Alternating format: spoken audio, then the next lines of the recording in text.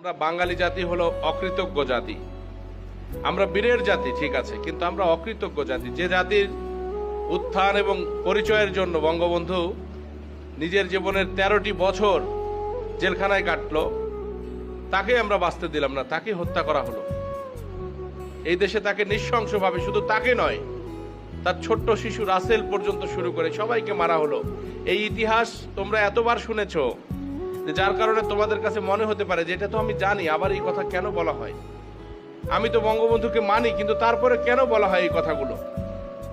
আমরা শুধু এই কারণেই বলি যে বাঙালি জাতির জন্য একজন বঙ্গবন্ধু যেভাবে যৌবনের 13টি বছর অন্ধকার জেলখানাতে কাটিয়েছেন, হাজারবার মৃত্যুর মুখোমুখি হয়ে তিনি অবিচল থেকেছেন যে আমি মুসলিম, আমার মৃত্যু একবার হয়, দ্বিতীয়বার হয় না, আমার মৃত্যু হলে আমার লাশটা বাঙালির কাছে তোমরা পৌঁছে দিও। এইরকম আর একজন বাঙালি